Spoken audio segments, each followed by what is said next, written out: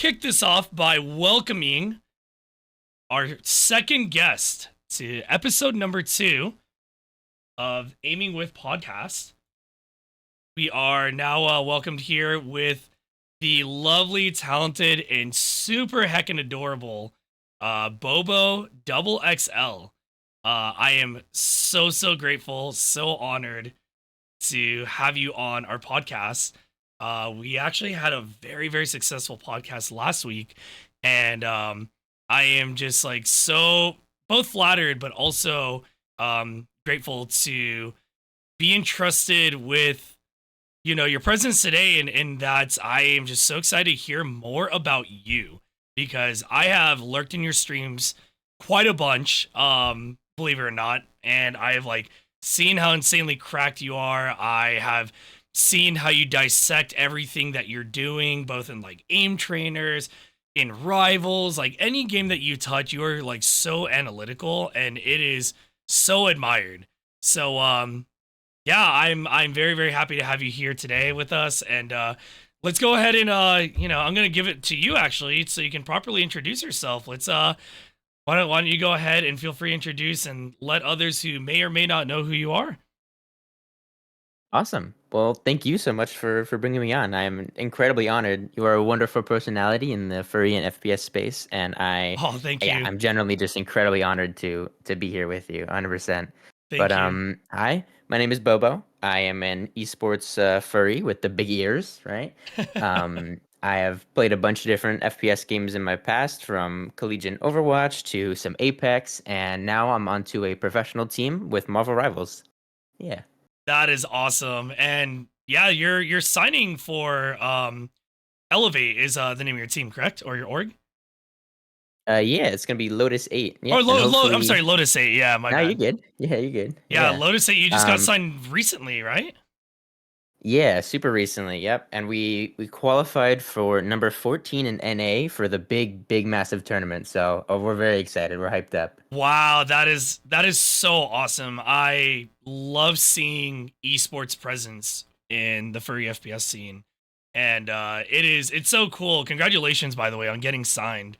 And for God, that nasty placement, that you guys are popping off right now. I love to see it. Mm-hmm. Mm-hmm. Yeah, it's honestly really special to be able to share this space with you.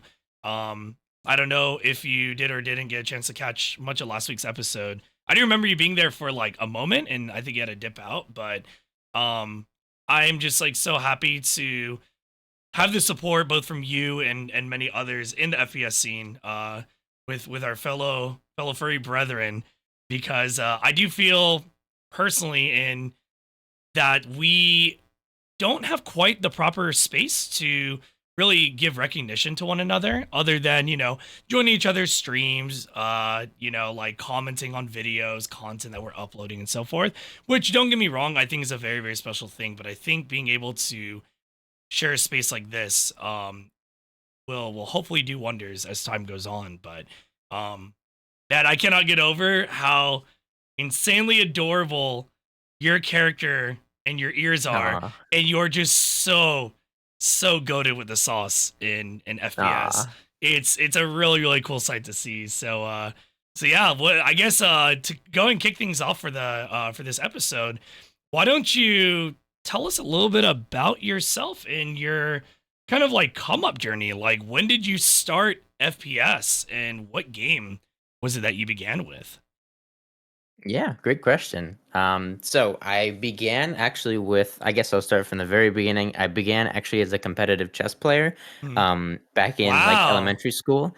Yeah, and I was kind of forced into the competitive mindset, right? Yeah. Like always grinding to be the best, always trying to see different improvement points in myself, and trying to succeed in the different tournaments and stuff like that. Ever since I was a kid.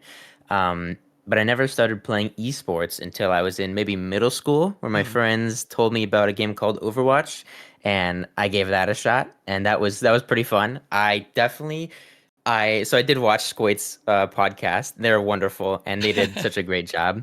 Hell yeah. But They said that they were really talented right off the rip, and I will say I'm the complete opposite. I was a little yikes in the beginning.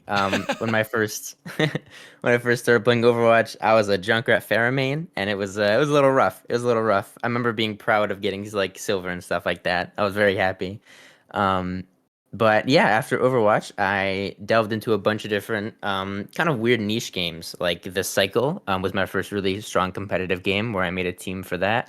And we competed for some different tournaments across the game's lifespan, but that inevitably died. And then I tried a game Mm. called Hyenas, which was really fun, very high movement, very high skill ceiling.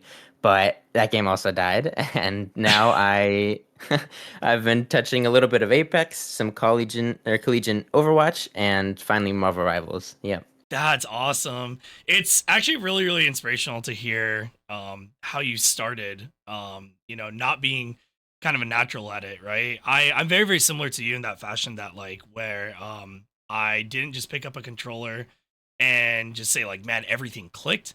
It was definitely a lot of struggling, a very, very uphill battle, but very, very similar to your grind. I mean, look at how all the hard work has paid off. Look how insanely like cracked you are now at rivals and all the games that you play. Your aim is so crispy, and it's cool to see and hear what games you started with. I mean, the fact that you started with competitive chess, that is actually so cool. Like what I guess like tell me a little bit more about like how was it being a competitive chess player at a young age, and how that kind of like translated into FPS for you. Yeah, that's a great question. I love that. Yeah. It definitely affected me greatly. I was basically kind of like born into chess, right? Mm. So even in like preschool, I remember playing chess because my uncle was a really good chess player, Mm. who would go to a bunch of different tournaments and stuff like that. So Oh I wow, that's played. cool. Yeah, like even in kindergarten, I was forced myself right into like a chess tournament, and I don't know if it was for the better or for the worse, but I won my first tournament I ever played in kindergarten. Wow, in And that, kindergarten. yeah, That's yeah, and awesome. that definitely set the mindset of like, oh, I can I can win these things, and for better or for worse, I kept winning in tournaments up until about middle school, maybe high school, Hmm. um, which it was a curse and a blessing at the same time, right? Blessing because I could realize what I could really do if I put my mind to it, if I really work hard and I really, analyze myself, see what my mistakes are, practice all the time, then I know Hmm. I can succeed. Um, but because I was winning so much in elementary school and middle school, I didn't get a taste of what losing feels like, which is what I feel like is one of my greatest downfalls currently, is Mm. I criticize myself a lot when I lose, especially when it comes to like Marvel Rivals or any esports like that. Mm. It's really hard to work with myself whenever we end up a bad loss that I know was like my fault. And Mm. I take it hard on myself a lot, definitely. So it definitely greatly impacted me. Yeah. I'm gonna counter that with hopefully some sort of positivity that I would hope that will help you in your climb and grind throughout your competitive career, and honestly just in gaming in general. But like I said, you are a very, very analytical player in person, and I would not be surprised if you have been trying to figure out some sort of like solutions in ways that you are not being as hard or hypercritical of yourself. But the one thing I will definitely say is that the fact that you recognize that you're being too hard on yourself already sets yourself like so far apart from your previous self, right? Like you're Hmm. constantly looking to grow, and I think that's what's so admirable about what you do, is that you are always looking for ways to improve, whether you're winning, whether you're losing. I know that you're saying that you do take the losses pretty heckin' hard, but I do applaud you on recognizing where you may have some errors, some flaws, but I also hope that you're counteracting it with a lot of the positives too. I would take you as the type to do that, like you seem a Hmm. very, very positive person, and whether you're masking the feeling of defeat and being hard on yourself, you do a pretty good job at it. It's again, it's very inspirational. So um but yeah, like I'm very, very happy to hear though that you have been on this constant grind, just trying to climb your way out of some like mental barriers where you're kind of overcoming this like really very difficult challenge. And I think a lot of people can take your experiences and how you hit these obstacles with some sort of determination and stride. And I would imagine that like people, even myself, are inspired hearing that too. So um, I guess like tell me a little bit more too. Just elaborate on your climb through competitive chess. When did you, I guess, like tell yourself I'm gonna stop focusing on chess and now I'm going to start kind of like focusing on FPS? Like when did that really click for you? And like Mm. what exactly? I know you talked about what game you started with, but like what was that like wake up moment that you had that made you transition from a chess player into like an FPS player? Yeah, yeah. Good question as well. I believe it was actually just when I think put simply, it was when I started losing. Not even losing badly, just getting second places and third places instead of first, and that really that got to me even in like high school, middle school. Mm, I played like every weekend. It was my life was like wake up, go to school, come back home, do chess club, do a chess camp or whatever, and mm. then like do a tournament on the weekend, right? Wow. Um, So it was a non-sub grind then. Yeah, yeah. It was definitely constantly chess, and that was always on my mind. I even remember like a funny moment is when I was in like a summer chess camp when we were doing like chess like 8 to 10 hours a day. Mm. I remember I hallucinated that I was in a chess game. It was Really? crazy. Yeah, yeah. That's crazy. I guess, it's a testament to you eat, sleep, and breathe a talent or hobby, and you just eventually start kind of hallucinating with it when Oh you're, yeah. Yeah. kind of like at the drained mental state. Yeah, exactly. Yeah, it was rough, but I do love the grind, and I remember, yeah, it was about high school when I think it was school really took a priority way over chess, where it was Mhm, like, okay, I'm going to this high school. It's a really difficult high school. I need to keep my focus. I need to get my grades up. I'm also doing a bunch of different sports and stuff like that. So mhm. not only did my parents like force me to do chess, but I think I've played every single sport you could possibly think of in my life, and it's been a lot. It's definitely been a lot, but Wow. yeah, I think I played esports because I just wanted to have fun with my Mhm, competition. So I always wanted to do competition, but esports made it really special. I think looking at different montages when I was a kid was a mhm. really big inspiration of like, whoa, I want to be that. I want to be that person in that video. I want that to be me so badly. Yeah. Um, so I worked on esports, and I even see Commando Black is in the chat. That's a crazy name because he was there in the cycle for me, which was 4 to 5 years ago. Wow, Um, that's awesome. yeah, he was definitely the first aimer that I ever noticed ever, Mhm. honestly. Um, he's still a very good aimer to date, but yeah, he was known as like the sniper player, and I really looked up to him in a sense of, okay, here's this guy who is ridiculously good at aiming. Yeah. I want to become that. I want to be known as the aimer. I want to be known as that person, right? Yeah. So those type of inspirations were absolutely massive to me. Yeah. You hit on so many great points just talking about all that because that actually leads me to some segues of questions that I actually want to get to with you on the podcast. So I'm gonna try to dissect it and break it down a little bit more so we can delve into that. But one thing I'll definitely say before I propose this next question is I think that's actually really really cool that that was your one of your big driving factors. I think that as we get into a genre of game and we want to be, kind of the best at or just being known for a thing, I mean, I can confidently say it, that you're definitely known as an aimer. And at least in my eyes, right? And I could definitely see that you have some peers and others around you who one motivated you or inspired you in the first place, but two, it's definitely making a name for yourself the way that you are. And it's really, really cool to see your hard work constantly paying off. And I'm just excited to see the next chapter of Bobo. This Rivals Hmm. chapter is already a pretty big step, with how popular the game is, everyone's playing it, and the fact that you're now playing for a team and, actually competing and whatnot. Like, you got some cool things, that I'm excited to watch and support you on. But, um, So that does actually lead me to my next question, which is who was, and this is actually tied in with Tyler Furlong's question too.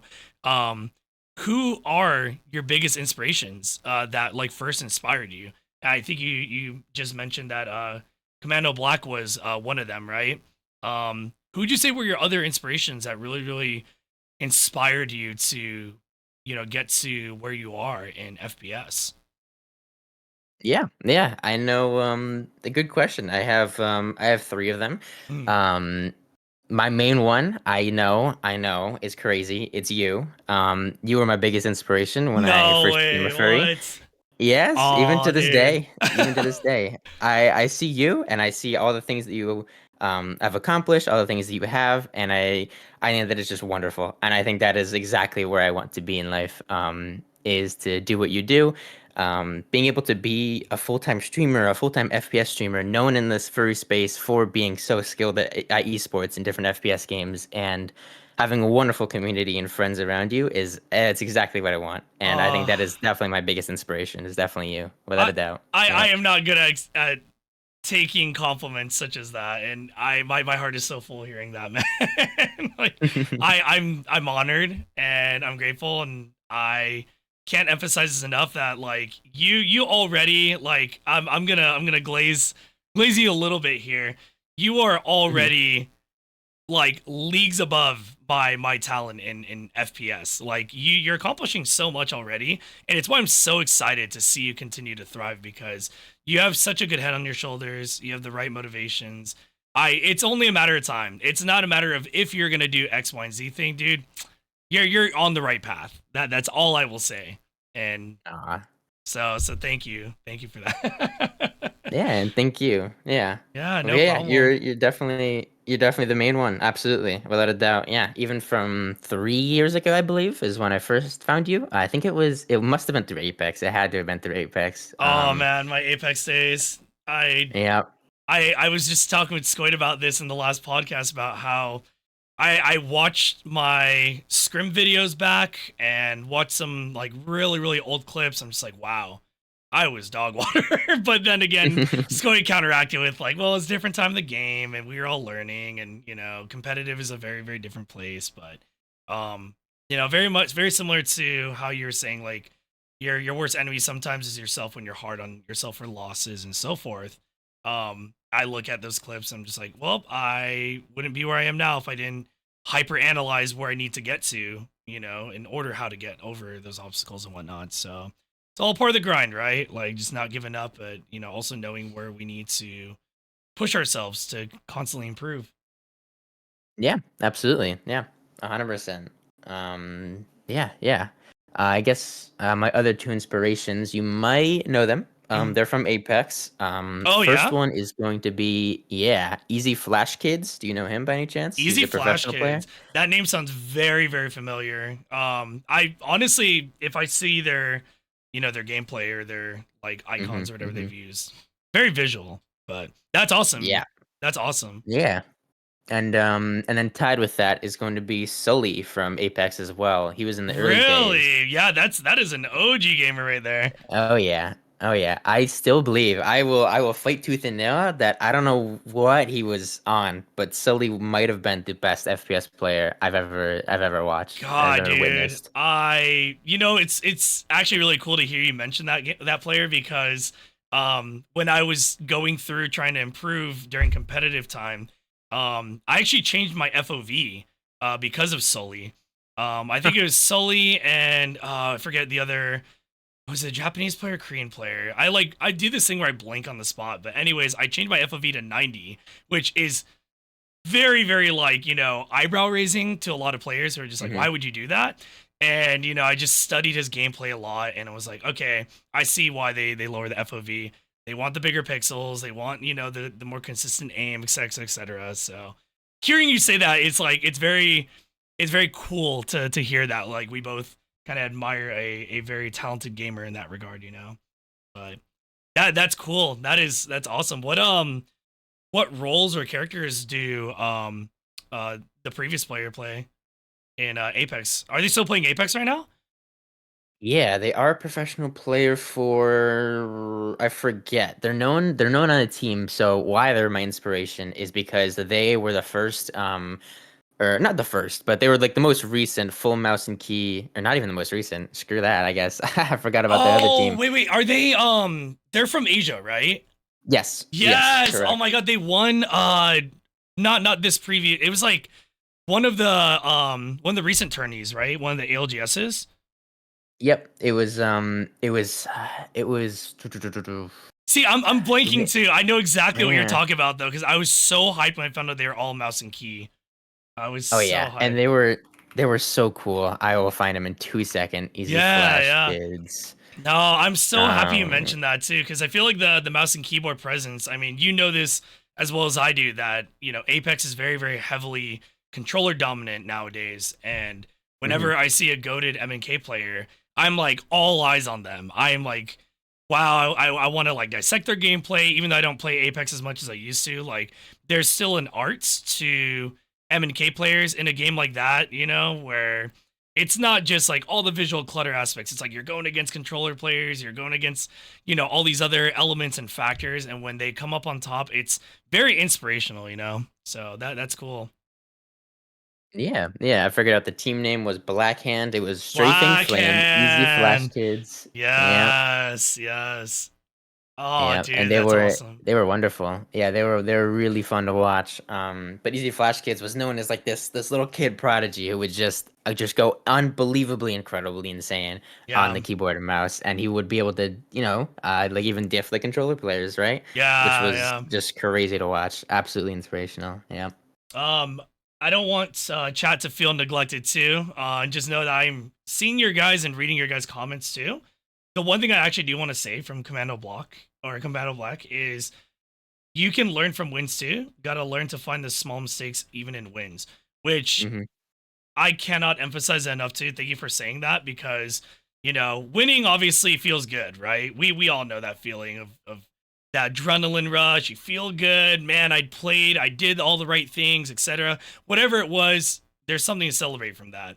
But there's also ways to pick it apart and know how to improve upon it. And I'm just always happy whenever another talented player says something like that because it goes to show that like the grind never stops. There's always room for improvement no matter what.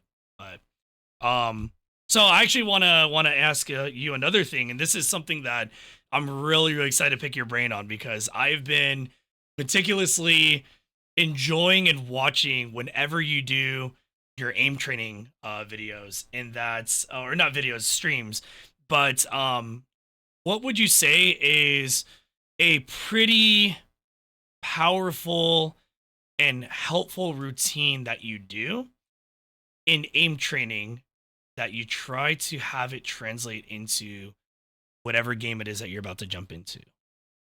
Mm, that's a good question. I like that one. Yeah.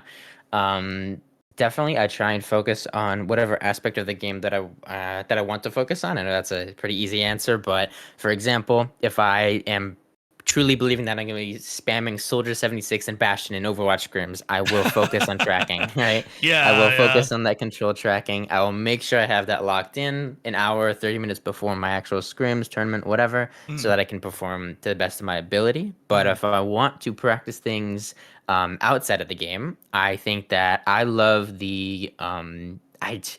I don't recommend it necessarily, but I love just playing and I love just grinding out for the better scores. So if I see a score that is lacking, I try my best to try and improve it to the next little milestone.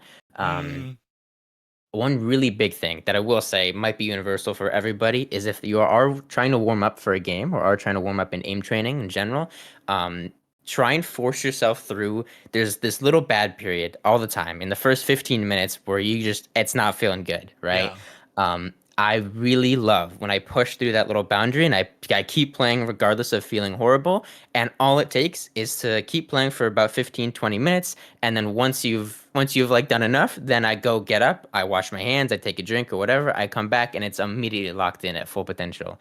Wow. That's a really good tip that I will say is take a like a 2 minute break to just get up, walk around for like literally 2 minutes. after doing your first like 15 minutes, 20 minutes, 30 minutes of aim warm up, Mm. and it will like solidify in your brain really quickly. I think that's like a consistent thing that I've noticed that I can do whenever I'm trying to warm up. Whenever I feel really bad, it's like, okay, I know how to fix that. I just have to get up for 2 seconds and get back down, and then it's pretty set up. Yeah. That is a phenomenal tip, and that is also insanely helpful for me, because I've been kind of doing this whole back and forth on my aim training journey. So to hear something like that's very, very positively reinforcing, because that 15-minute window that you're talking about is such a real feeling. Like everything you just said, it feels so familiar because lately I'm currently going through another aim training arc where I'm like, okay, I'm like studying my gameplay, watching my VODs back. I'm like starting to see some of the areas that like could really, really use refinement. So I've been like starting, I think I'm now a week straight on warming up with an aim trainer before I boot up a Mm. game. And it has been helping me tremendously. I think my weakest day out of this last week was a particular day where I was so exhausted and tired from the loss of hours sleep and it just throwing everything off. I could actually feel it in my gameplay that like I wasn't playing well. But regardless of that, um, I was very, very happy to see the results and feel like my mental was so sharp. But there's always room for improvement, right? And you just saying that alone, I'm about to go back into aim training and I'm gonna do that exact thing where I'm gonna warm up for about 15 minutes, step away, wash my hands, get some water, take a quick little breather, stretch the fingers, and then go back in. Like that is such a phenomenal tip, and I hope that others get to benefit from that too. Who are about to get into aim training. But yeah, dude, thank you so much for sharing that. I actually want to pick your brain a little bit more on that because it's actually one of my other questions I wanted to ask you on today's Mhm. podcast, which is, what is a big tip or advice you would give to someone who is hitting an obstacle with Mhm. their aim? Yeah, yeah. That's a very good question, and that comes up a lot, especially in my coaching, where people are like, "Hey, Bobo, I can't do it. This is so infuriating. This is so difficult. I don't know what I need to do better. It's not really working for me." And I've had that as well. I think my Yeah. biggest one was in Osu. I couldn't do it. I couldn't push through this like bad period of time where it was like, I'm okay. I've been playing for 2 hours now on Osu trying to get a good score, and Mhm. I just can't. I can't get it. I can't get it. It's just not working. Yeah. Um, and what has always worked, unfortunately, is to just put my head down and to push through it for the Mhm. time being. And it's really difficult, and I totally understand that of how difficult it is to be like, I'm doing bad, and I know I'm doing bad, but I'm going to push through it regardless. Just because if I get off now, I won't be practicing. If I keep playing now, then I will practice and I will get better for the future. I think that's another thing Yeah. is I do want to talk about is I tell a lot of people this, where they struggle in ranked, right? They're like, Mhm. Bobo, I dropped out of GM, I dropped out of Celestial, I dropped out of whatever. I'm really sad and I feel like I'm playing well, but it's not working. And Mm. I tell them it's okay, it's okay. The Yeah. people who will succeed later are the ones who are not scared of playing now. And I know the hardest part of playing is to hit that queue up button, but I highly, highly recommend hitting it right now because, Yeah. yeah, the biggest thing that really resonated with me was someone told me that, yeah, the players who are going to be the best in the future are not the ones scared to press play right now. Yeah. Um, which is really it's a hard truth. It's a really hard truth, and I know I'd love to hear like, oh, you take a break, right? Take a second to chill, which is okay and Mhm. totally works for other people. But what has consistently worked for me is okay, push through this tough time. It's okay, even though I'm not getting good scores, even though I'm not going up in rank. I'm practicing. I'm figuring out my flaws, and I will improve for the future, even if I'm not for the present right now. Yeah, it's such phenomenal advice. I'm very, very happy to hear that because I feel like with, the big focus that Rivals is right now in the FPS scene or in, the shooter scene, I think a lot of people are constantly coming across that obstacle right now where they hit that like plateau and then they're like afraid to queue up. Everything you just said is exactly what I think others need to hear because let's be honest, how much does it suck injuring the mental when you're hitting a good stride, and then all of a sudden you hit that wall because you get either A, bad randoms, or B, you're like performing bad, and then you're getting bad randoms, and then C, you have other factors that are like holding you back, right? It doesn't feel good. And everything you just mentioned is such good advice, both from like, the aspect of, you know, being someone watching it or looking at it from like the outside perspective, but two, also just like, because I imagine you've probably hit those walls yourself, right? I feel like as a rivals Mhm. player, even as an Overwatch player, any game will always kind of hit that wall. And I think the only way we can overcome that obstacle is to take a deep breath, take a breather, step away from it for a little bit, do whatever we need, and then just go right back into it, right? And not be too hard on ourselves, and it's kind of know that we can only control so many factors. And I just think that's just so phenomenal. I love hearing your wisdom around this. Yeah, yeah, absolutely. I mean, dude, I'm scared to queue on my main right now. It's been like a thing for like 3 or 4 days now where I'm so close to top 500. I'm like 5 games off of top 500. I could get it within a night, and yet I'm too scared to lose it. So it's like even I still have it, and I need to remind myself, Bobo, stop it. Stop queuing in your ult. Stop beating down on celestial players. I need you to understand you will only get better if you are not scared now, right? Yeah, yeah, And that's definitely a huge thing. I will also say, just in case this doesn't get brought up, for ranked in general, yeah. uh, No, fire away at it. Fire away oh, at it. yes, this was a good point. If you ever on a losing streak, this happens a lot where people go on their big losing streak and are, they're, hey Bobo, this sucks. I'm on like a 7, 8 game losing streak. I don't Yeah, know what's happening. I feel like I'm playing well. What's happening? And I watched a famous like League of Legends streamer who his whole thing is like never surrender and stuff like that. But he made a really good short mm, on how to deal with like loss streaks, right? I think he yeah, was in Korea at the time trying to get challenger, and people were watching him, and he was on this massive loss streak even though he thinks he was performing well. yeah, And the biggest thing that he took away from that experience was, hey, loss streaks happen no matter what. There are games that sometimes you can play your best but you still don't, you aren't able to change the tide of the game. And the best thing that you can ask yourself is, hey, am I playing above my level that I'm currently at? yeah, And am I consistently playing well? If you are, then it doesn't matter. These little loss streaks in the present, they don't matter in the long run. I promise. And like yeah. statistically, if you're playing well, you are the difference maker. And if you're playing well, you will climb over a long statistical period of time. Yes, Because loss streaks do yes. happen. I could queue up in bronze right now, and I could definitely lose my first game if I just played one. Because I don't know, I get a lever on my team, whatever happens, right? Yeah, But if you keep queuing over a long period of time, that statistics will even out, and you will be the one difference maker on your team, right? There's 5 people on your team that could throw and be horrible and disconnect, and there's mm, 6 people in the enemy team that could throw and be horrible and disconnect, right? yeah, yeah. So you're that difference maker. Keep pushing, and these lost streaks, they do suck, they really do. But statistically, if you're playing above your skill level, you will climb. Phenomenal advice. I cannot echo that enough either. I'm always a big advocate of like, don't always and only focus on statistics. They're there, yes, for like a lot of helpful insight, but they also don't fully paint a picture, right?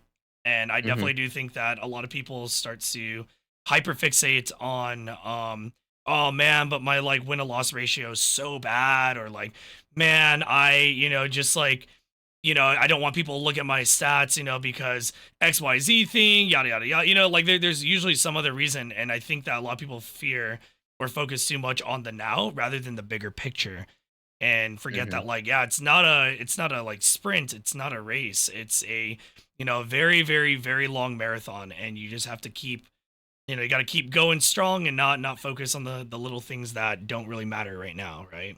Like they matter, but they're not going to determine the bigger picture outcome of what you're trying to accomplish in your journey to whatever rank it is that you're trying to achieve, or whatever your big goals are, right?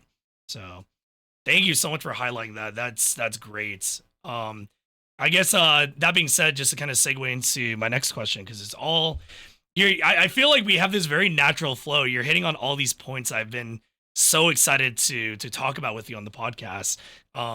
One of my other questions to you was going to be, so since we're talking about a lot of like, how to overcome, hitting that queue up button and whatnot, what would you say is what's your biggest obstacle that you've been encountering in rivals, whether it's ranked, competitive, just like your biggest obstacle you tend to encounter, and how do you overcome that? Whether it's like a mental thing, an in-game thing, like what is that thing, you know? And sorry if that sounds like a little bit of a reiteration of, you know, the previous question, but I'm gonna say it's just to, you know, counter or, you know, tackle it from a more specific perspective. Yeah, yeah, no worries. Yeah, I think I could bring up. I think I could bring up one point. Actually, I just totally lost my train of thought. Could you ask the question really quick again? Yeah. No. I'll condense it a little bit more. What's a common problem or obstacle Mhm. that you encounter in rivals, and how do you overcome that obstacle? Okay. I think that one that I've gotten pretty recently is that, that big scary imposter syndrome, whether you're in school at a hard class or in work in something that is pretty high up, or Mhm. if you're in a high rank, imposter syndrome does suck. It definitely does suck. Where you're like, I don't know if I belong to be here, right? So Yeah. yeah, like when I'm facing these tier one teams and when I'm getting offers of maybe playing for these tier one teams, it's like I'm terrified. Do I deserve to be here? And that could be Yeah. the same for anyone in like a different rank where they could be in Celestial, they could be in GM, and it's like, do I deserve to be here? Yeah. But trust me, I believe in you. If you are in that current place, it means that you had to put so much work into getting into that certain place, and it means that you deserve to be there just as much as everybody else deserves to be there. Very true. And I just want to remind you that, yep, you're doing a great job. If you're in that current position, wherever it is in life, it means that you have gotten there through some hard work, Mhm. and you absolutely deserve to be there, the same as everybody else. Very well said. No, and everyone encounters imposter syndrome some sort of way, right? So the fact Hmm. that, you know, even someone as talented and awesome as a player as you are, hey, guess what?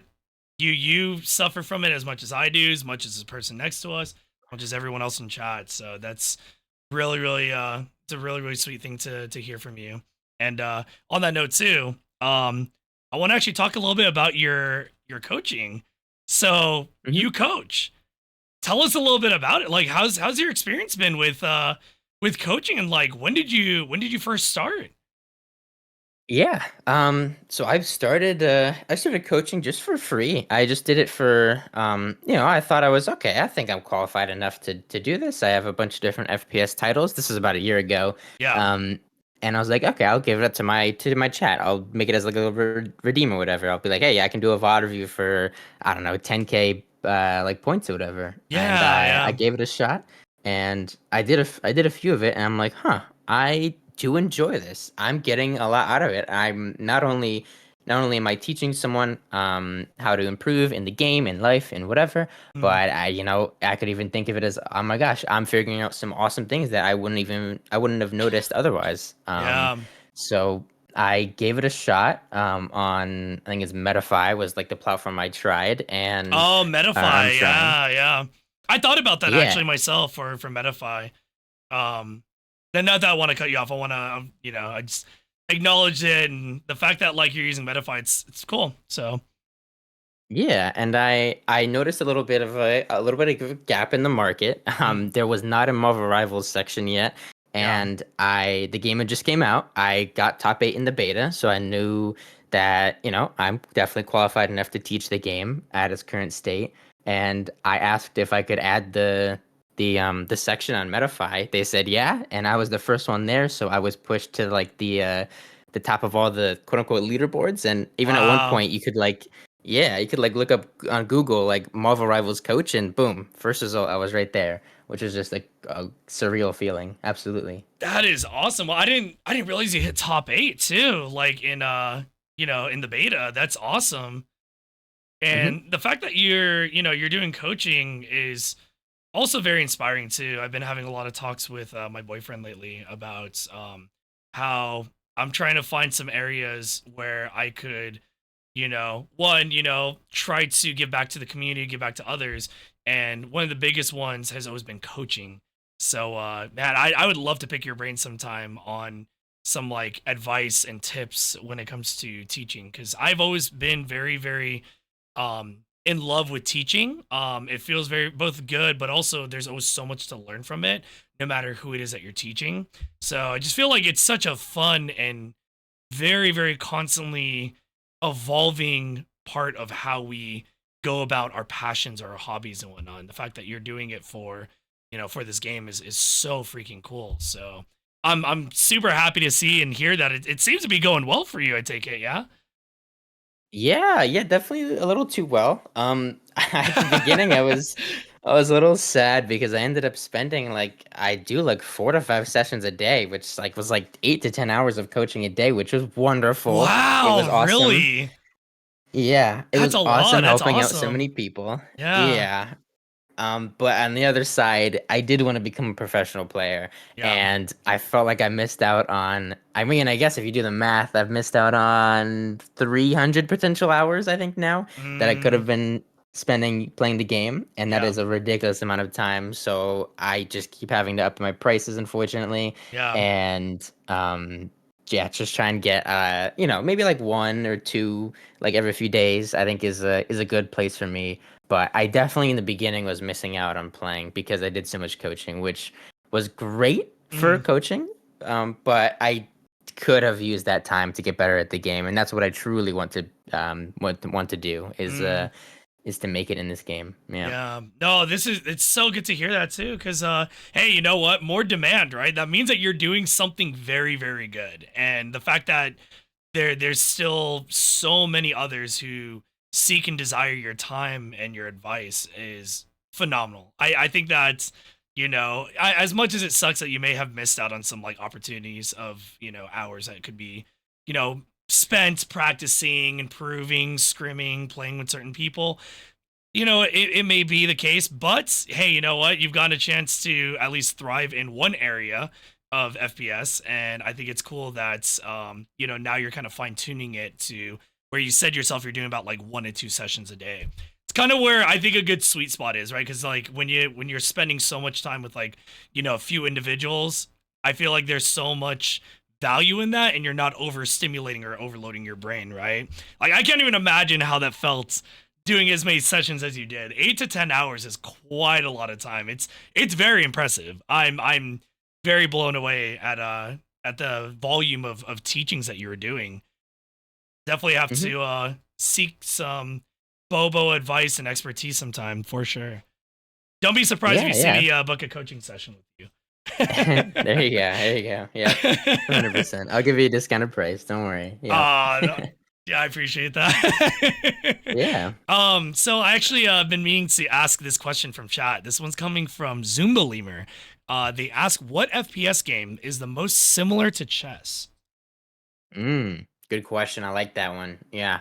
There's a lot of them out there. There's definitely a lot of them, and all of them have an application to chess. I think that I would say the more tactical the FPS is, probably would be the more akin to chess, where mechanics aren't necessarily the forefront, but game sense and understanding how to succeed in different environments is the forefront. So that would be games like Remember Six Siege is probably the biggest. That is literally chess. That's Mm, you're playing chess in that game. I'm gonna be so for real. yeah, Um, yeah. CS:GO, Valorant are also tied up there. Mm, And then it does, of course, that bleeds into Overwatch. That bleeds into Marvel Rivals, especially where I could give a great example. So ults are so massive in Marvel Rivals. They are such an important, integral part of winning the game. It yeah, is how you use your ultimates. So it's literally a chess game in my head when I'm IGLing in this game for my team. Is like, okay, all right, we have two support ults. We have two defensive ults. They have two attacking ults. We have an extra attacking ult or something like that. I'm gonna spend my attacking ult to get their support ult out. They're gonna use support ult. We're gonna use the support ult to counter that one. They're gonna use an attacking ult. We're gonna use a defensive ult, and then like mathematically we will have an extra ult over them. So we're gonna probably win this fight, and that definitely goes to back to chess, to where I understand. Okay, if I do this, and then this happens, this will happen after, so we will win. Or okay, these things will happen, so we will lose, right? We're right. down one support ult. We're definitely gonna lose this fight. Let's play it slow. Let's chill. Let's get our ults back up, right? Or okay, we have the ult advantage. We understand that if I do this, then this happens, and this happens, and this happens. Okay, so we win. Let's execute that. is definitely a really, really, really massive portion of esports. Definitely. Yeah, a lot of that rock paper scissor style of gameplay, right? Where it's like, oh well, are they gonna throw rock? Are they gonna throw paper, et cetera, et cetera, et cetera? And hearing you say that for Rainbow Six is actually so like fascinating too, because I am someone who, out of all the games you mentioned, Rainbow Six is probably the one I've least played, but I have watched a pretty decent amount. I've tried the game. I like understand the gist of it, but like I have always viewed that game as like a very heavy, you need to know the map. It's all about map knowledge. It's all about understanding the different they call them operators for the characters or whatever.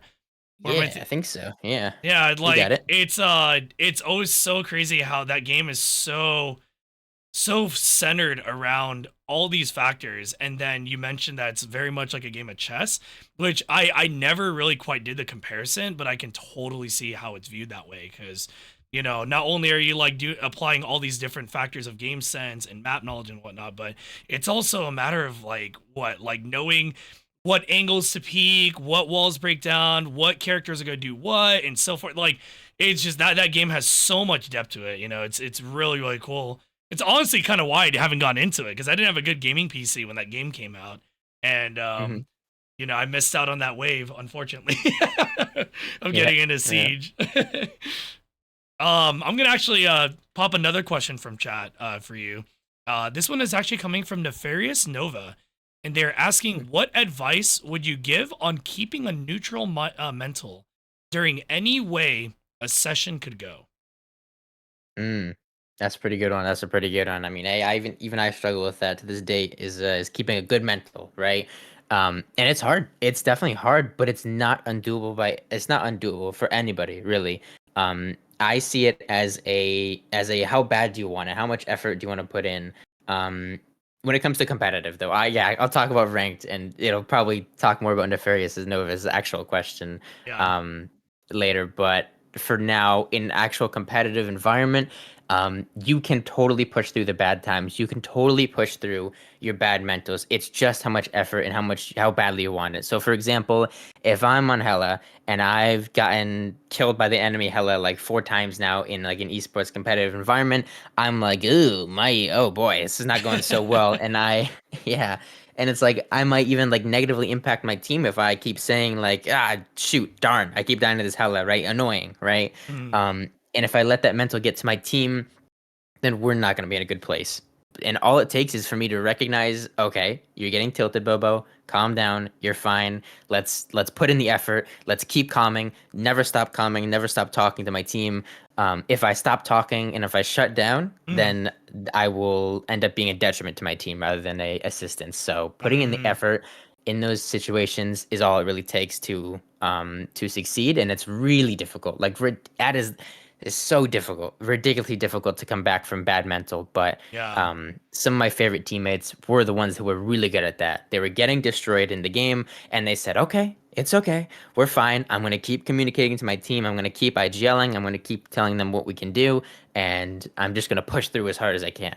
Yeah. And it was just an effort thing. But to go to Nefarious's question, when it comes to just doing ranked, every day to day, having bad sessions and stuff like that, staying neutral is really understanding that nothing in the present necessarily matters. So your Mm, wins and losses per day does not matter in the long run. You'll be playing this game if you want to for years on end. So you're going to play hundreds and hundreds of days that will even out over time based on a different skill level. So if you put in the time now and say, "Okay, I'm having a rough day. It sucks. I'm not playing that well.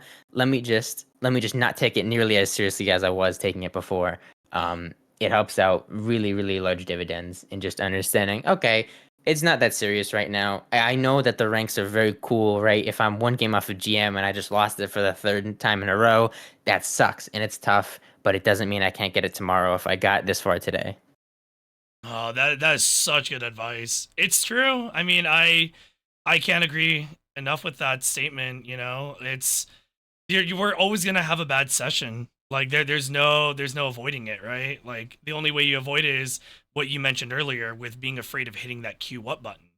If you don't hit the queue up button, you're not playing the game. You're not playing the game. Why are you holding yourself back at that point? Don't you want to play the game for Hmm. fun? Don't you want to play for, whatever goals you have in mind. Like it's the bad games happen, the bad streaks happen, and I think having that neutral mindset is so valuable, especially if you have others surrounding you that are good teammates. And it sounds like to me, that tends to be a pretty good not solution per se, but it tends to be a very good support system when you have good teammates that support you in that way, where they reset your mental. Or what were you saying a moment ago, that like sometimes just be like, oh, it's okay, it's not a big deal, or they give you that sort of like reinforcement that we need to hear. And it's also why I feel the value of finding teammates that you mesh with is so important too. And sometimes it just it doesn't happen right away. It can be an overtime thing. And I it actually leads me to my next question I wanted to get to. This is actually a two-parter question, and this question um is actually gonna be a pretty fun one, because I'd love to hear your experiences in this.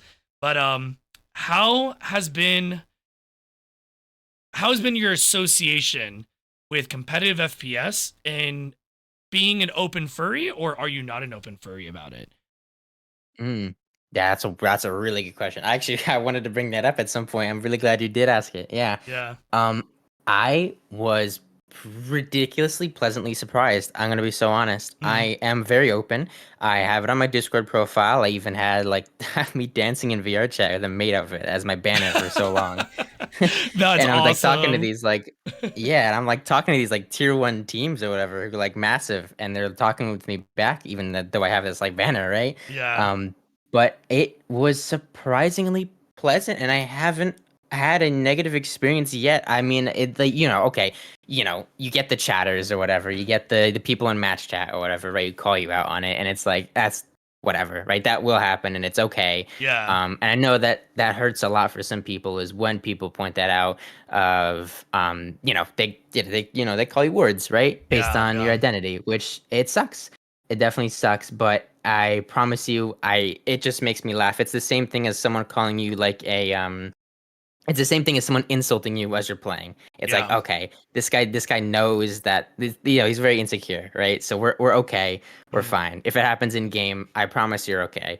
But when it comes to professional side and Mm. having an open furry mindset, it's been very pleasant. I haven't had anybody quote unquote discriminate me Mm. from either being bi or being a furry. Mm. It's been very pleasant, and everybody I've met has had a pretty good experience with me. I think that the only way I wouldn't know is if it's happening in the background, where it's like I don't get selected to a team because of it in the background. But Mm. so far, I truly believe that I either didn't get selected to a team or did based on my skill set. And something that really helps me and hopefully can help anyone watching Mm. who are wondering the same thing is, "Ooh, do I come out as an open furry in this tough esports competitive space?" Yeah. Is that what I love telling myself is skill is never denied. Skill is never looked over. If you are the number Yes. one player in the world, you are the number one player in the world, and organizations will want you badly, right? Yup. It doesn't matter who you identify as. It doesn't matter anything that you're born with.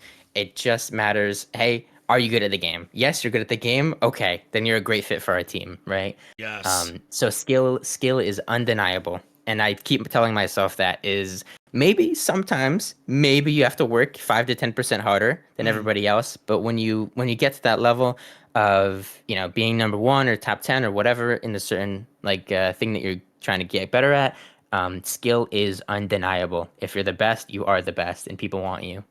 So true. I think we all need to hear that too from others such as yourself, who are climbing the ranks, who are, you know, putting out amazing results, and not just your ranks, but like also just your performance and your consistency, whatever it may be. It's very inspiring. It's very inspiring, and it's why I want to bring that question up, because we were just talking about coaching, and then teammates and so forth, and just like keeping a good mental. And I think it's such a powerful thing to talk about, because let's be honest, you said it yourself that it's very easy to be openly furry, or be openly a certain way with your sexuality, or whatever your identity may be. And we all know that in a PvP environment or genre, that there's going to be a lot of very closed-minded people. There's going to be very toxic people There's gonna be racists, bigots, whatever you want to call them. And really, at the end of the day, actions speak louder than words. And players can talk all they want, but if they're not outputting the results that we are, they can talk all the smack they want because guess what? Mhm. We're the ones winning. They're the ones losing, Exactly. right? Yeah. And the fact that you're being so open about it, it's actually a big part of, believe it or not, why I also wanted to have you on the podcast because I respect how open you are about your identity. And not only are you open about your identity, you are just this insanely adorable, big-eared creature, and you're Okay. not afraid to show it. And there's so much love in the way that you present yourself, and you are playing in a competitive space along with tier one orgs, and still not afraid to be yourself. That goes such a long way.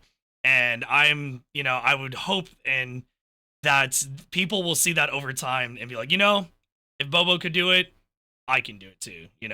I just got to make sure that I'm playing my cards right, whatever it may be, yada yada yada. Like, but the fact that you're doing it is really the most important factor.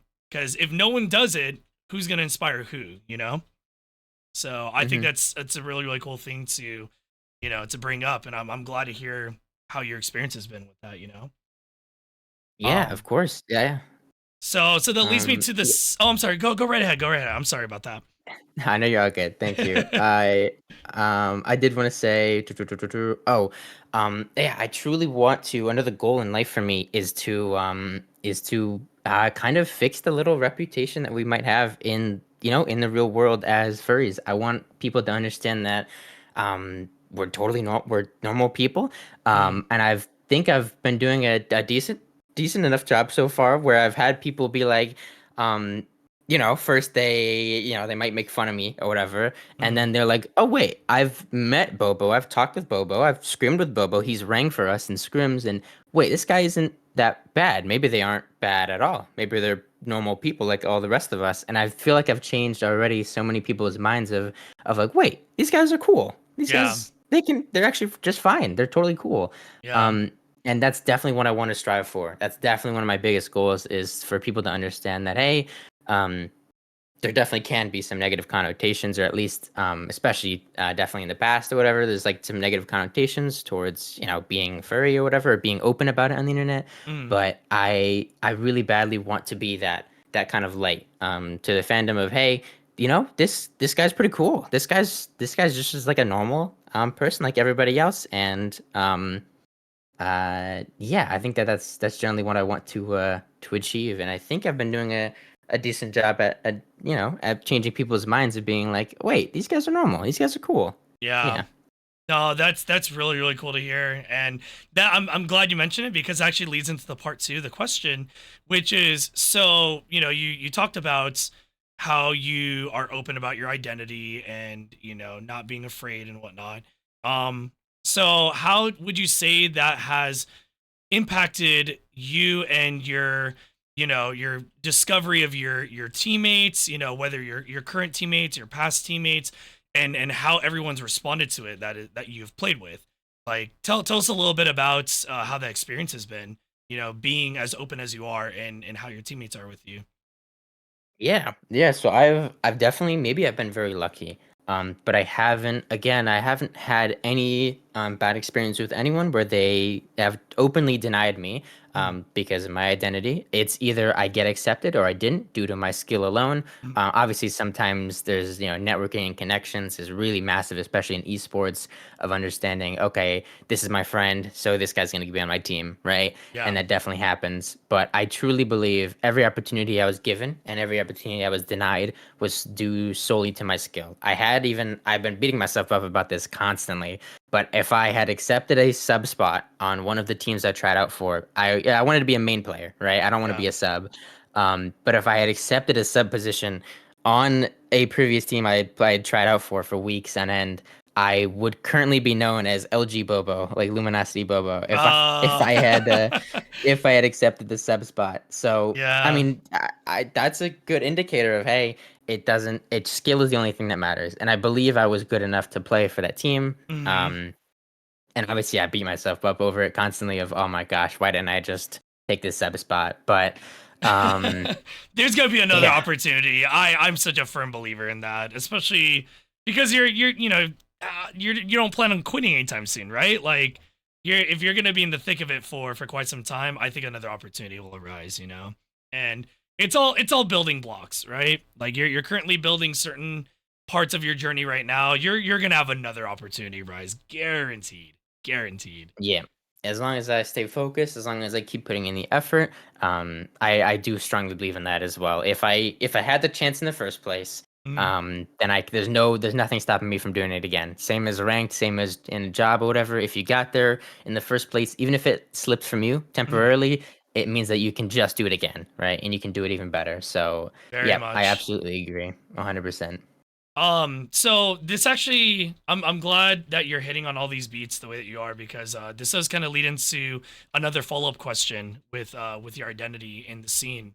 If you could give any advice to anyone who is pursuing competitive FPS or just honestly trying to make a name for themselves in the FPS scene, what is a piece of advice you would give to anyone who is struggling with identity or overthinking that they can't be themselves, I think you kind of lightly touched on it, but like how else would you convey that to anyone who's trying to make a name for themselves? Yeah. So again, I really need to nail it in there. That yes, skill is the main identifying factor of whether you are succeeding or not into your space. Mm, And identity does come up, and especially because of connections, I totally understand that it's like a main thing of hey, if I'm this identity, then maybe I won't be friends with this player, so I don't have the connections to get on this team, and I totally understand that. But I promise you the best thing I could say, it's a little two-part thing, is first is be nice, be yeah. kind, be happy, right? If you people think that, hey, this Bobo guy, this doryuuZ guy, they were a cool person. I liked playing with them. I genuinely enjoyed playing with them. I don't care about what they are, who they identify as. They are generally a fun player to play with. They're Mm, enjoyable and they're very good at the game. And that is enough. That's enough to get on a team. That's enough to make it in your space. Is being happy, mm, being a good player to be around, and being very good at the game. Those are the best three combining factors. And for anyone who wants to get into esports and think that, hey, I might be too late, or I might be, I didn't get into this space in the first part, so I don't know how I'm going to break into this space in the future.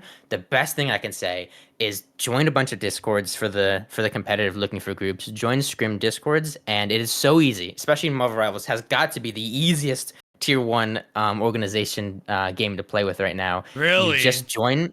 Oh yeah, you just join the looking for group server. There's a very popular one, and you have even the top teams, even as high as top five, who are looking for players to it's called ring for them, right? So whenever a Mm, sub or whenever a main player gets sick or whatever, which happens, I mean, shoot, I'm doing it right now. I have someone ringing for me in the scrim right now. Um, so it happens all the time where people need a player, and you mm, say, "Hey, I can ring from this time to this time. Here's my rank, right?" And then yeah. people will be like, "Oh, cool. I don't care who you are. I don't care your identity you are. I just care. Are you good? Are you fun to play with? Oh yeah, we had a good experience with Bobo when he ranked for us. So now I'm going to invite him to play for us more." And that has already happened where I've had managers of like tier one and tier two organizations who I've ranked for been like, huh, this Bubble guy, he's dependable. He seems pretty nice. He's good at the game. I'm going to Mm. keep inviting him. And now my connection has been built. And now I have a entrance into that tier one organization.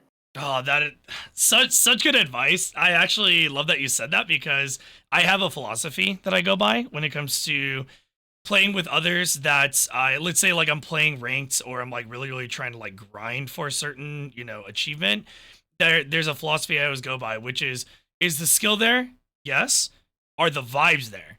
Yes. If Hmm. like those check boxes are hit, I'm like, hell yeah, I'm down. I will run it with this player. And I'd like to imagine that a lot of other people kind of go off the same sort of like, thing too. Because the players that you play with is like an ebb and flow, right? You're gonna have people that have life happen, you're gonna have people that are just gonna kind of come and go. So that like that dynamic is always changing. And I think that's awesome that's the scene in Rivals is so like open. That's actually really cool. I had no idea that it was that like open and flexible, especially in like Hmm. tier one. That's really, really cool.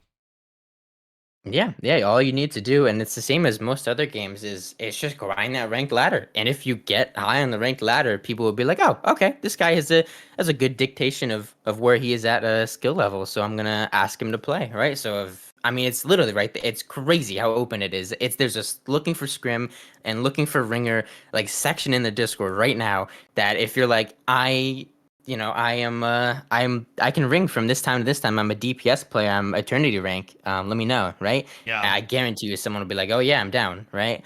Come ring for us. And then boom, now you have a connection to whatever organization and you have your in, right? You have that really big important connection, which is really cool. I mean, I did it today. I said in the chat, I said, "Hey, looking for ringer Yeah. from 6 to 8 EST." And then someone responded, and now boom, this person has a connection with my organization. It's all just a matter of asking, right? Just responding and Yeah. asking. People sometimes think it's like this secret sort of sauce, like, wow, how did you get in? Or like, how did you X, Y, and Z to like, know these people? And it's like, hey, LFG is a very, very real thing. And it works, in a lot of games, believe it or not. I've also had this like very, very funny experience with my Apex career and how I got to know a lot of the early day like players. And really it was a lot of the beginnings of the game, and that there wasn't a well established rank yet, like system, or like even a little after rank began. I will never forget how many people I met through pubs as my teammates. And Hmm. it was just all about the vibes. Like we meshed well together, we W keyed together, and the comms weren't toxic or angry or anything like that. It was just like, cool, I enjoyed vibing with you. You want to join up for a party? Sometimes asking little simple things like that goes such a long way. I know it may not be that way for every game, but I think in very, very heavy team oriented games, especially like Rivals, it's a very, very powerful tool to be able to use LFGs and honestly just ask people, which I think a lot of people tend to struggle with because, to be honest, it can be pretty anxiety inducing when it comes to asking others, "Hey, do you want to play with me?" Get shut down. Mm-hmm. Oh, maybe it's just me, or whatever sort of like negative thoughts cross everyone's mind. So, Yeah, I got you. Yeah. so I actually want to ask this other question. This one comes from Nefarious Nova. They're asking, as a team shooter player, what are your personal opinions on how to learn meta characters that don't fit your particular playstyle or gameplay niche? Mm. Good question. I like that, and I can definitely resonate that with a little bit of some meta characters that I need to learn and need to play are not characters that I resonate with in the slightest. Where a great example is I recently had to put in a lot of work on Wolverine, and Wolverine does not need aim, Oh, really? does not need movement. Yeah. Yeah, but he's very meta and he's very very strong in the current play base or whatever. So I definitely understand that. The best way that I have been able to find excitement in trying to learn that character and trying to get better at that character is to find my niche of that character. What do I think I can do that is really cool and really separates me than the rest at like Wolverine, right? So for example, I love movement, right? I try and find all these cool little movement texts about Wolverine, and I'm like, okay, this character is more in depth than I originally thought, right? There's a lot of cool little mechanics about him that I could use as skill expression to differentiate myself from the average player, and I think Mm, that comes from yeah, literally any team shooter game, Apex, Overwatch, whatever, where I'm like I don't really want to get much better at this. I don't like this character, right? So maybe like Newcastle from Apex, right? No mm, movement, right? I wasn't a big fan of Newcastle, but I had to play him for my team because he was meta. mm. So I was like, okay, let's learn about this character. What cool things do they have about him? Oh, this is awesome. This is interesting. I really like how it interacts with this. This is a much more interesting character than I originally thought. I'm gonna put some more time into learning him and getting better at him. Mm. And I think that little push of like, wow, this character's a lot more in depth and interesting than I thought is a really helpful tip at becoming better at those meta characters that don't necessarily align with your kit or your playstyle, right? So me and Yeah, yeah. Wolverine, me and whatever, right? Same thing. Yep. Oh, that's actually such a interesting character to like see you delve into, because like you said, everything about their whole kit isn't focused around aim. It's all about like what positioning and then Hmm. util and Yep. then really just like team cohesion, right? So I'm actually very, very excited to see this Wolverine arc, because you being the very, very smart and crazy aimer, I think that you have the right mental to adapt to a character like that. And I can only imagine you're just gonna be that much more of a menace when you when you start really, really playing them, you know? Yep, yep. And the same thing happened with Magic in the beta and how we got like top 8 in the tournament. It was Magic is meta. We need a Magic for dive. And I'm like, Mm, wait, Magic is a sword character with no aim. I don't know about this, guys. But then all of a sudden, like, boom, I delved into the character and whoa, this combo, whoa, this combo, whoa, this movement, whoa, this character is a lot more yeah, complex than I thought. yeah. Yeah. And I was so passionate about being better at that character because of all those cool little things that we figured out about them. And now I'm like, oh, okay. I like playing Magic, right? Oh, well, I can't remember. Did you come into my stream when I was just starting my Magic only account? And Yes. Yep. yeah, Hmm. yeah, I think you were just watching me try to grind that character to level 10. And I Hmm. unfortunately haven't like had the time or given myself the time to continue on that climb. But I will agree for the little bits I've played her, dude, that character is stupid fun and they're such a menace. I can definitely understand why Magic players are such little gremlins, you know. Yeah. Yeah. Well, I actually wanted to bring it to the next question. Believe it or not, we are like flying through the podcast right now, Bobo. Can you believe it's already been more than an hour? Crazy. Time flies. How Ti about that? Time flies when we're having fun. I've loved hearing every little bit of wisdom that you've instilled in this podcast and to chat. Also, I will definitely say this too. It is so sweet to see so many people in chat light up at your presence here.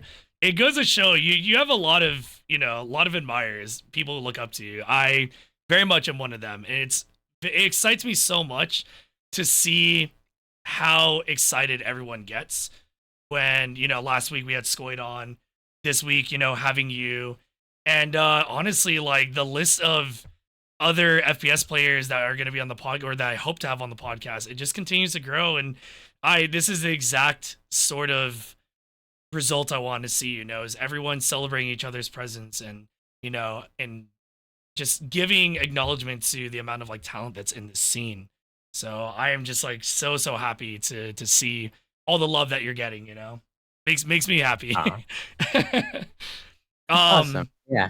so the other question I want to ask as we're getting closer and closer. I don't want to keep you too long past the expected time. But who are some inspirational FPSers in the furry scene Hmm. that have been really catching your attention lately? They want to That's a shed good some light on. question. Yeah, yeah. I mean, obviously you, but I'll move past that. Yep, yep, yep. Who do we got? There's some really good ones. There was one I met in Overwatch, which was ridiculously skilled, but I think I haven't seen him in a while. Mhm. Tempo Fennec was in here for a second. Tempo was ridiculously good. I think Tempo at Fennec, speedrunning. okay. Yeah, they were ridiculously good at speedrunning Ultra Kill. They played Overwatch Junkrat better than I have ever seen. He Hell ulted. yeah. He blew my mind. I saw him in my TikTok feed. He double boosted up to a ulting Pharah, jumped on top of the head of the ulting Pharah, and ulted the Pharah with a Junkrat tire. I was like, "Whoa." What? What a I was like, I couldn't menace. even. I was like, you can't. I didn't even know you could do that. So that was awesome. Tempo Fennec is really good. They played Spider Man and Black Panther really Mm. well. Oh, they're Um, that kind of movement player, I see. Oh yeah, oh yeah, very strong movement player. I think they're Hell they're yeah. definitely one of my favorites up and coming, without a doubt. Hell yeah. Um, I mean, there's a bunch of them. There's a bunch of them. Aiden Full is my G. I love Aiden. He is really wonderful. Aiden, hell yeah. I'm I'm sure. looking forward to having them on the podcast like soon. Oh yeah, 100%. Yeah, I'm sure everybody knows Aiden here, but he's very wonderful. Same with Linksys. That like trio. I call them like the trio, or whatever. You have Linksys, Aiden, and I got the Shadow. Yeah. Yeah, the Um, Apex Gremlins. Yeah, Apex Gremlins, those three. They're really fun. They're really Yeah, good at the game. Yep. agreed. Yeah.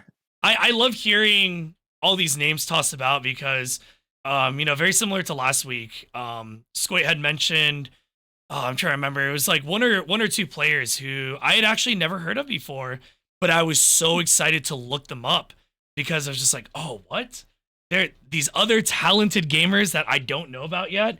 And this is exactly what I want from this podcast is to be able to commend one another, whether it's from people being on the podcast to other names being mentioned about, it's just it's a really really cool way to acknowledge all the talent that may or may not be known in the scene. And you just mentioned a phenomenal Overwatch player who is a phenomenal movement player in Rivals, right? They're playing Spider-Man. I feel like if you're a Spider-Man player, you're a movement player, and they're playing like what Black Panther and so forth. So all I'm trying to say is that it's really really cool to hear some of the other peeps in the scene, and it just expands the pool of how many people I want to have on this podcast sharing their story, their what they're applying to their grind, advice, educational value.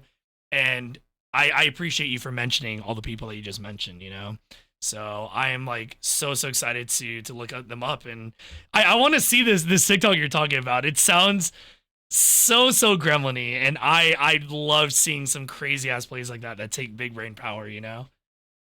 Oh yeah, 100%. Yeah, and he blew up like really recently. He was the one who found a lot of the early Spider-Man tech of the one-shot combos that they've been nerfed, maybe even because of him, honestly. But Really? um Wow. oh yeah, he was definitely like inarguably one of the best Spider-Men out there. Like Necros who? This guy was great. This guy tempo was really good. Yeah, 100%. Dang. Okay. Speaking of goated players, it's actually been really really cool whenever I stop by your stream to see, like we were talking about the Apex Gremlins. Um you not only are like constantly popping off in all these like Rivals and all the other games that you're playing, but then you have Xylas just chilling in your chat, and I have like admired their gameplay since I first had one of their montages pop up on my Twitter feed. And I want to say, I think it was like a Pathfinder compilation. Oh no, I'm thinking of the later ones. I think the first ones was like their Octane Taj, and then they did a Pathfinder Taj, and they're just busting out some insane mobility and movement, and it's just like it's really really cool to see that, bring it back to the whole identity thing. You are so transparent and open about your identity. You're so carefree, and it's been really really cool to see that you are still respected and looked up to for your skill, and then that your identity kind of follows with it, like after. Or maybe some others view it at the forefront, and then they're like, wow, they're this open and this and that and that, and they're an insanely goated player. How cool is that? And I just definitely hope that as time goes on and the competitive space expands in furry FPS and so forth, I hope that we continue to send a positive message and inspire others and motivate them to also not be afraid of how we are and what we want to represent ourselves as. So Oh yeah, 100%. glad to see you Another keep at it. Yeah, another big one. I think I'm allowed to say this. I think they're out now, I think, but as you probably know, and a bunch of people know in chat, Sang was a really big inspiration for me as well. Yes, I didn't sang. even know. I Yeah. didn't even know for a long time. I followed them without even having a clue. No And way, then really?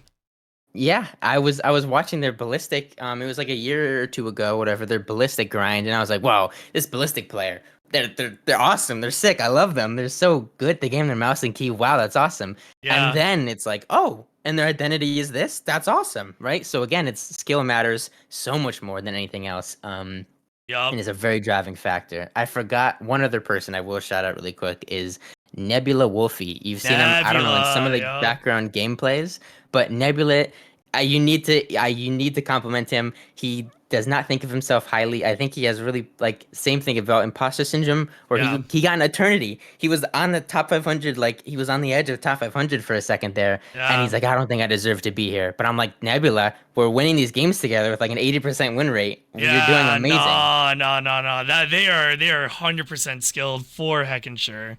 I actually Hmm. I dropped them a follow recently because I completely forgot uh to drop them a follow one time they rated in.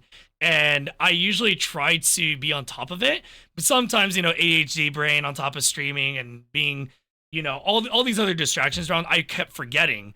And then I stopped by their stream, I dropped a follow, and that was lurking, and I was just like, dude, there's a reason that they are at this rank. Because I think recently they also just hit Celestial again, and I was Mhm. like, "Yo, congrats! It's such a like big deal." And I cannot remember what the response was, but I think I remember them just being like, you know, oh no, I didn't want to misquote them. All I'm gonna say is that they are so much more Oh cracked yeah. than they actually give themselves credit for. So I'm like so glad that you're mentioning that. And it's been cool to see them in the background videos too. Like I'm just seeing you guys like both popping off and seeing them in the kill feed and it's like, oh, Nebula. Okay, okay.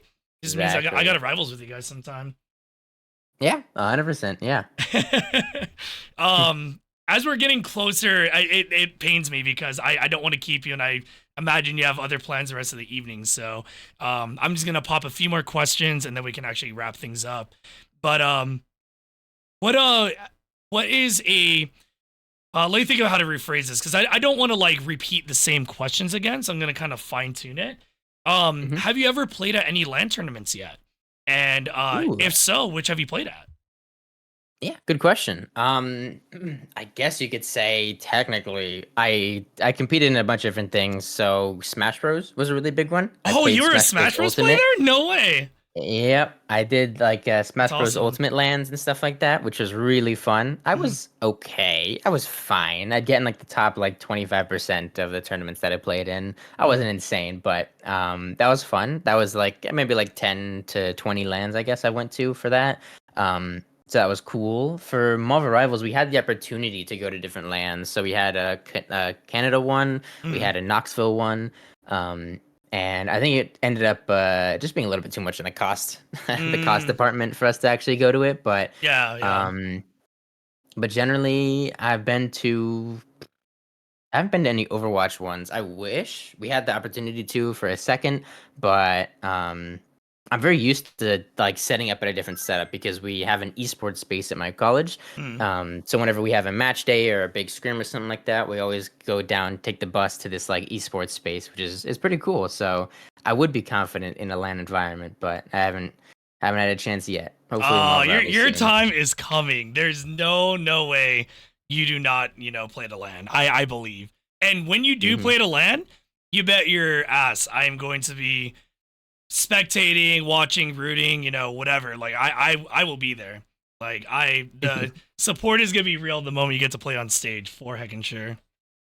Thank you, thank you, thank you. Yep. Yeah. That's so what Uh, character did you play in Smash? Sorry I cut you off, but No, no, you're all good. You're all good.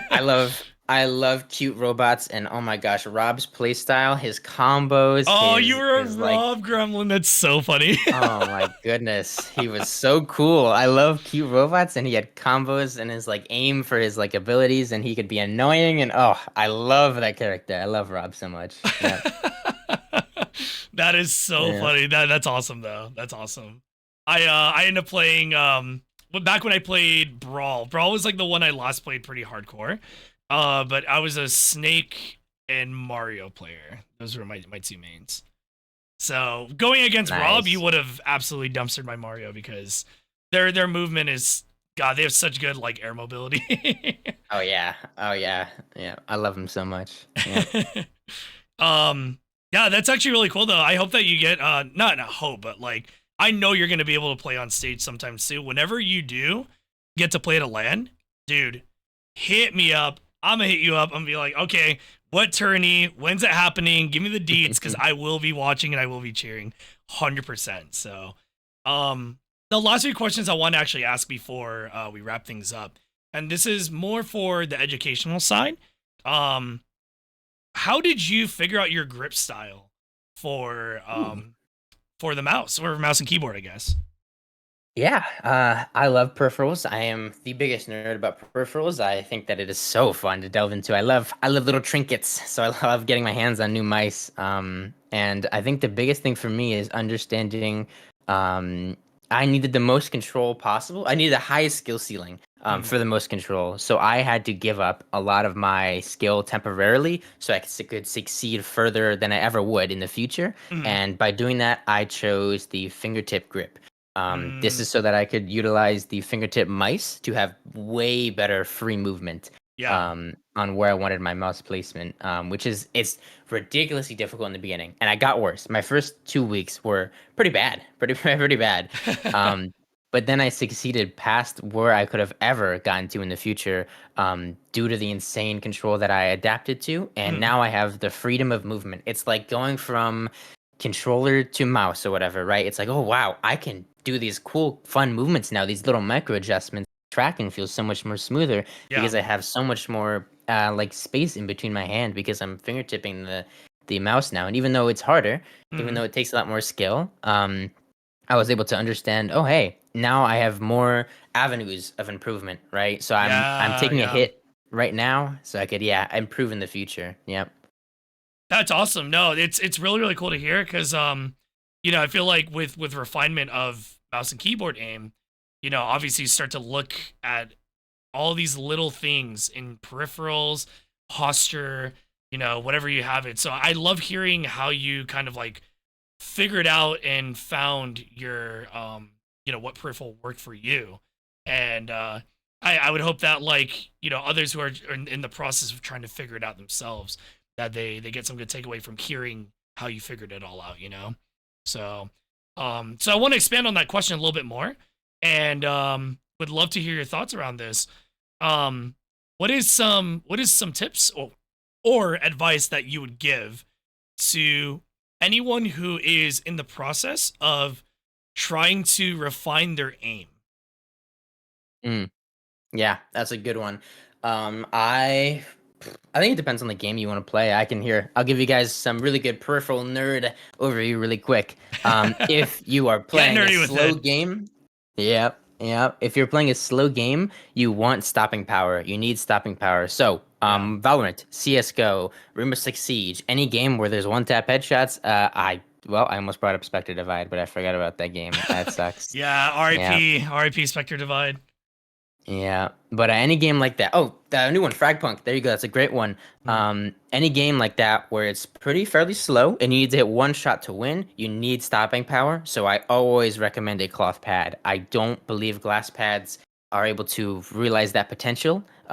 Than cloth pads are when it comes to tactical shooters, where it's slow paced Mm. and you need stopping power and precision. My stopping power is horrible, but that goes into my other point. If you're fast paced and especially a high time to kill game Mm. like Valorant, or not Valorant, Marvel Rivals, Overwatch, Apex, right? Mm. I love glass pads and speed. I love speed so much for those different kinds of high time to kill games because my tracking control is unbelievable. There is zero falters in my mouse right now. Like you can see my gameplay here where Yeah.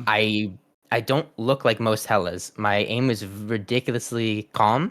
Mm. Where most Hellas maybe do a little bit of flick during every shot.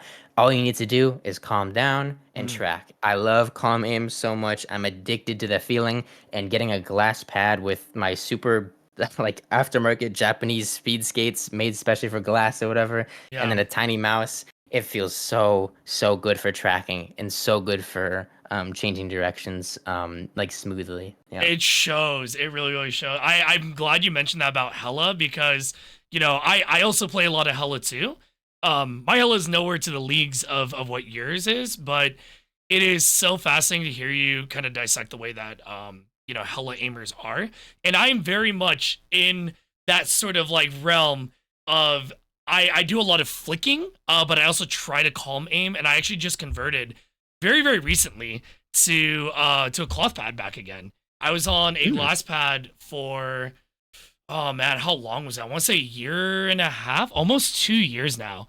And the only reason why I converted um to a cloth pad, I actually just converted to an artisan. I forget the exact, I think it's like the FX XL or whatever.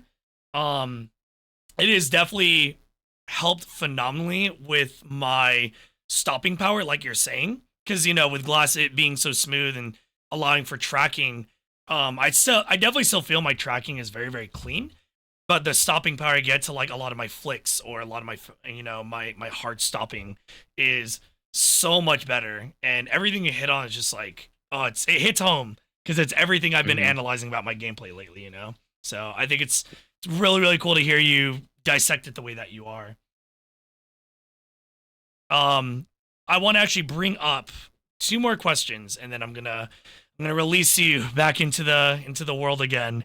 But if anyone were to make the jump from controller onto mouse and keyboard, what is a beginner's player advice you would give to someone just jumping on the mouse keyboard, or anyone who's just beginning on mouse keyboard for the first time? I'll actually rephrase it to that.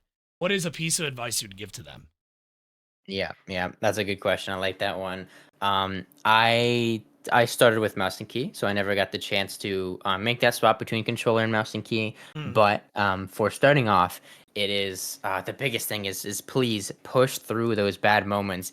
You'll look embarrassing. You will. It was when I started voltaic aiming for the first time. I was so embarrassed. I was so sad. It humbled me so greatly when I first started voltaic aiming.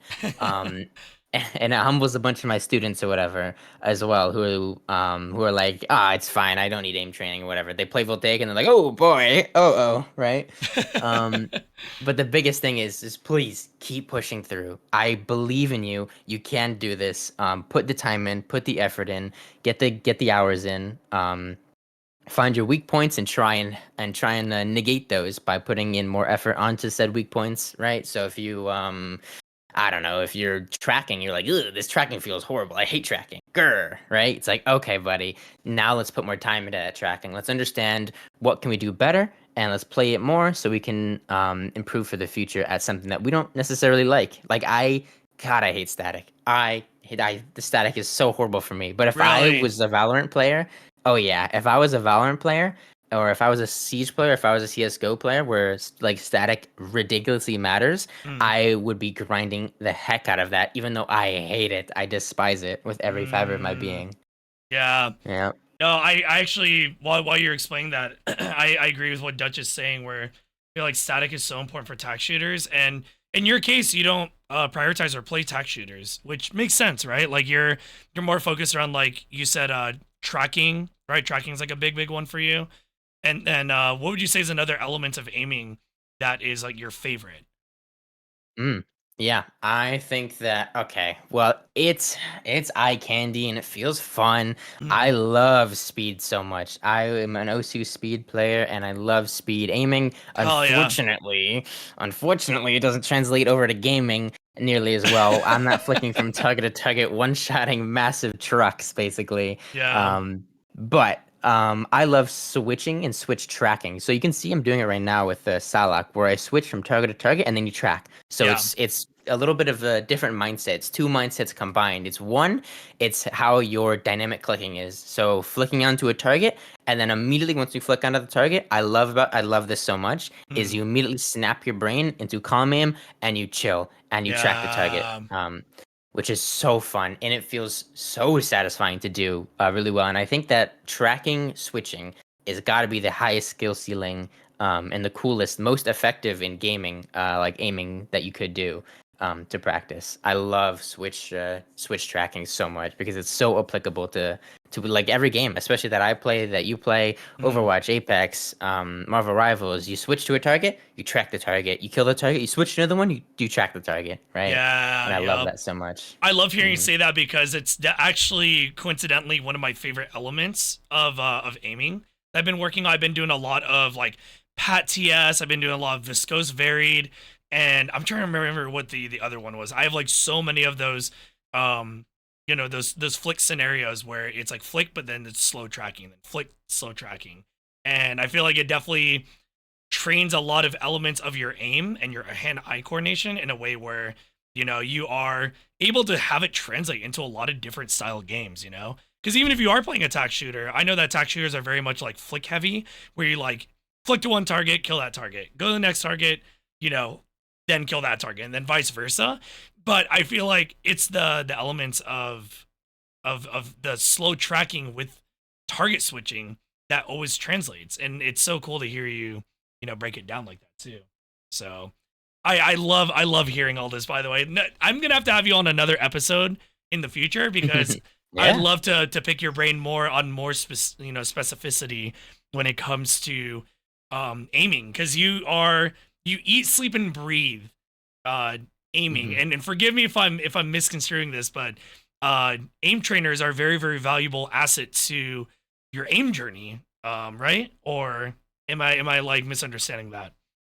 Oh no, you hit the nail on the head. This is a really good point. I need to make this, by the way. It Yeah, is please if do, you are please not do. playing a yeah, if you're not playing a competitive game, please give aim training a try. If you've never done aim training, it's free. Look up Voltaic Aim Labs. I give this to every single student, and I see marginal improvements. They see it as well.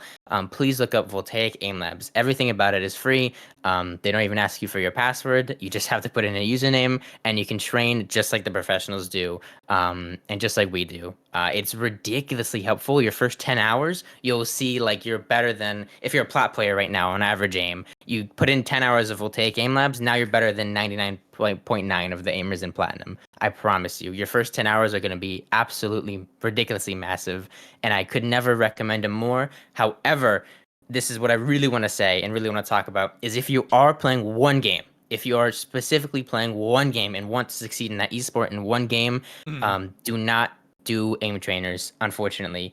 I think that warming up is fine. I think that is totally fine. But if you are specifying in one game, playing in that game's engine and facing players in a death match in whatever is so much more valuable for that game because the engine's different. And Marvel Rivals is a perfect example. In Marvel Rivals, if I shoot too far left, I miss. If I shoot too far right, I hit. That is not a thing in aim trainers, and that's Yeah. not a thing I could practice in aim trainers, but is a thing I need to practice in Marvel Rivals. So I need to be playing death matches to face players constantly, and that'll get me better aim than any hours in aim training ever could for Marvel Rivals. But if you want to be better overall, I could not recommend Voltaic Aim Labs any more than I already have. Such great advice. That is probably a very, very common question that I get both on stream and also just like in general from friends, since they know I play a lot of FPS. And hearing someone as experienced as you are, say things like this is so helpful, because I think that there is going to be a lot of people trying to understand, like, oh, do I get value out of an aim trainer? Should I do it? Should I not? Whatever. So hearing you hit on all these points is so great. So thank you so much for hitting on that. I'm glad you said that, because that was going to be one of my other questions. I didn't want to let today's session, play out without ever delving into that. So thank you for specifying it. Yeah, of course. Yeah. So this question actually comes from Zumba, and then I think we're getting closer to wrapping things up. Zumba is asking, is it common to be able to see and talk game sense, but not put it into practice when actually playing yourself?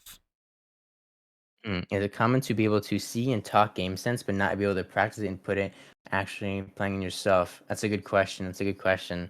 Um, is it common to be able to see and talk game sense, but not? Yes. Yeah. Oh, yeah. I know what you're saying now. I get it now. Yes. If you like, there's some things where you're like, I'm a nerd about this watching over in VOD.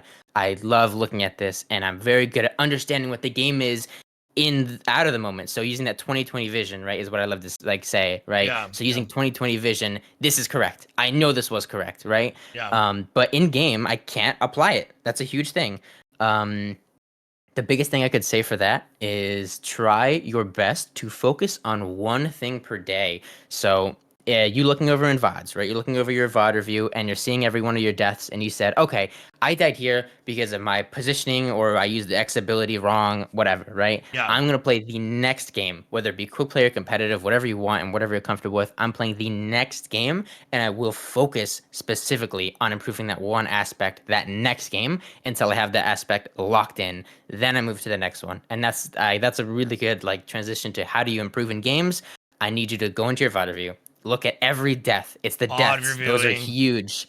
Yep, Yep. and saying, "What did I do? Why did I die?" Right? There's always a reason why you died. It's never I got unlucky, whatever. Right? Marvel Rivals, Overwatch, Apex. It's like it's never ever I got unlucky. There's Yeah. always something you could have been doing to Yep. to better yourself. I've looked over 500 of my death, and maybe one of them was like, okay, that was crazy. There's not much I could have done there, right? Yeah, yeah. There's always something you can do. So look over the VOD, see what you did wrong, identify it, and then apply it to your next game until you have it locked in. Then move on to the next task. Yeah, I agree. VOD reviewing has always been the most powerful tool in my growth and journey as an FPS player. And to hear you, preach this, especially since we have such awesome like replay tools in both Rivals and other games, I feel like if a game has that, utilize it. Right? Especially if you don't have like a powerful computer to be running like, your game capture or OBS or whatever program is you're using, use it. I cannot tout that enough. And you saying all this just hits home even harder. So thank you for taking time to like delve into that. And I'm actually going to wrap things up here because I imagine you are probably needed in other places now. So the last thing I'll definitely say to end this episode is first and foremost, thank you so much again, not just for joining on the second episode, but for instilling and sharing all of your advice, Bobo. You are such a talented player. Like I said earlier, you have a great head on your shoulders. You have a very, very good positive energy that's, players that are, needing a very, very good teammate hits all the check boxes. You are them. And not only that, too, I imagine outside the game, too, you're just as awesome in person, and just all of the knowledge and experience that you have is going to go so far and long. And I cannot wait to see how your journey continues to go as you thrive in FPS and the competitive scene and wherever else it is that you plan on going. So I do want to go ahead and say thank you so much with all my heart for being so quick to join and accept, to be on this episode.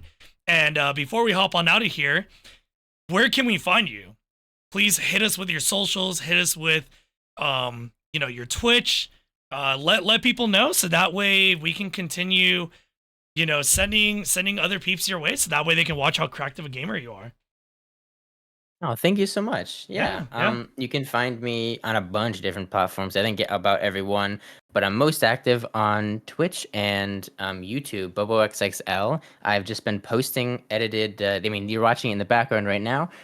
These are edited and really ridiculously good. I love my thumbnail guy a lot. Yeah. He definitely carries. But uh, yeah, I have that YouTube that I've been posting to just about every like 3 or 4 days. A new one's definitely on the way soon about how we went like 10-0 in the big tournament and the qualifiers. So Hell that's yeah. going to be really exciting. But I will end it off by saying I thank you so incredibly much, doryuuZ, for inviting me on. I mean, if you told 2 years ago me that I would be on a like interview with doryuuZ himself, I wouldn't believe it. I'd say that's hilarious. Nice try, buddy. Right? So thank you so incredibly much. This is a wonderful experience, and you doing this Oh, in thank general you. is such a massive thing for furries, for FPS players, and for anyone who wants to delve into the scene itself.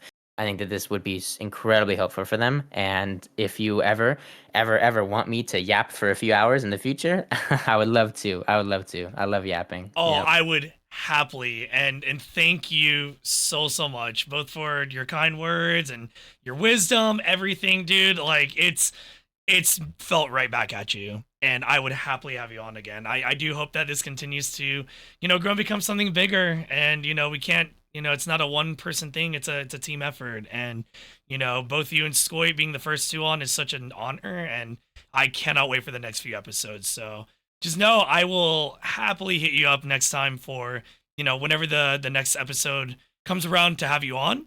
And yeah, just thank you so much. I also gotta run it with you on Rivals. I will say that much too. You gotta learn me. You gotta learn me. Yes, sir. Yes, sir. I got you. All right, Bobo. Thank you so much. Everyone in chat, say goodbye, say your farewells, and please do me a huge favor. Go support Bobo. Please and thank you. Thank you so much, Bobo, for being on today's episode. Yeah. Thank you so much as well. I hope you have a wonderful rest of your day and stream, and best of luck on your matches, and good luck for everybody else out there who wants to make it. I'll try my darndest to succeed. for you. Hey, we're 100%. rooting for you. We're rooting for you. You definitely got a big you got a huge cheerleader right here. They got big bappers and such, so. Yay. Thank you. All right, no problem, Bobo. Catch you later, dude. Good luck on your games. Thank you. Thank you. Bye bye. Bye bye.